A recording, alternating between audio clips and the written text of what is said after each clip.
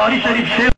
فدغه بازو کې چې ما تقولو په حق هذا الرجل الذي بعث فيكم چې د دې نه تپوس وکړ ستاسو سره ده تاسو خو دیوبندي علما یې چې ستاسو سره ده چې نبي علیه الصلاة والسلام روح مبارک د نیکانو یو مجلس کې خلک لیدی شي که نه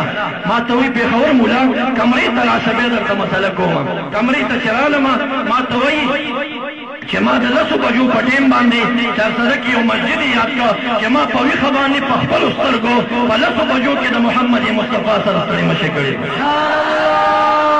وایي زه څنګه انکار د حقیقت نه وکړم دا حقیقت دی دا مسلمه خبره ده صرف هغه یوه جزیه خبره به وي چې د حاضر و ناظر په ځای باندې زما دا رایه ده چې د یحضر و د یشهدو نسبتونه وشي چې د استمرار معنا ترې نه فهم نه شي ډېره به ښه وي بهترینه به وي البته که د اسلافو سرایه پکې ثابته شي مخالفت نه یې پکار معززو دغه شان ته محمود الوسي رحمت الله علیه د دې لیدو د شهود متعلق به واقعه راخلي وایي حضرت شیخ عبدالقادر جیلانی رحمت الله تعالی علیه مبارک د بغداد په منبر باندې کینی او په هغه ځای کې چې ګوري چې مغفیره د علماو راځي او دی د عربي زبان چونکې عجم او عربي بیان مشکل وي مبارک باندې سرعب راځي ګوري چې مخامخ د منبر ورته محمدي مصطفی صلی الله علیه وسلم تشریف فرما دی ولاړ دا تفسیر روح المانی د دې خبرې ثبوت دپاره راخلي ولاړ دی ورته وایي لم لا تتکلم یا بنیه ای بچونې ولې خبرې نه کوې هغه ورته دا خبره کوي چې زه خو عجم یم کیف اتکلمو بفصحاء العرب د عربو فصیح زبان کې څنګه خبرې وکړم محبوب ورته فرمایي افتح فاک یا بنیه خوله دې کوله وکړه مبارک خوله کولاوئ او بیا ورته رحمت للعالمین په خوله کې وکړتې لاړې ورکوي او دا دې څوک نه وایي چې دا د انبیاو خصوصیت دی اولیاء کرام هم دا شان لیدی شي فرمایي چې بیا لږ وروسته بیا پرې روب راځي ګوري چې حضرت علي المرتضی کرم الله وجهه مخامخ ولاړ دی هغه ورته وایي چې افتح فاک یا بنیه خوله دې کولاو کوې بچونیه هغه ورته شپږ کرتې په خوله کې لاړې ورکوي او د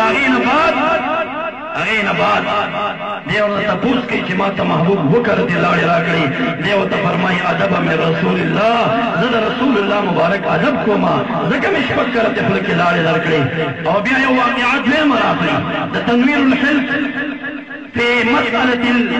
رؤية الأنبياء والملك چې جلال الدین سیوطي رحمت الله علیه تصنیف کړی په همدې جزئیه یې لیکلی دی چې د اولیاو د فرشتو د انبیاو د وفات نه چې دوی کله تلي ملایک نه وفات کېږي دوی ملاقات کېدی شي په دې لیکلی دی په هغې باندې یو حواله دی ولي الله راخلي هغه دا لیکلي دي چې شپه ورځ کې د نبي علیه الصلاة والسلام روح مانه غایب شي نو زه ویرېږم چې دا څه چلو شو مانه بېادبي وشوه که څه ما ته همیش د نبي علیه الصلاة والسلام روح ښکارېږي دومره محبت او دومره مینه وي معززو دا د دې مشایخو د وړاندې مې څو خبرې عرض کړې بیا هم ترې نه عفوه غواړم او ټولو سامعینو حضراتو ته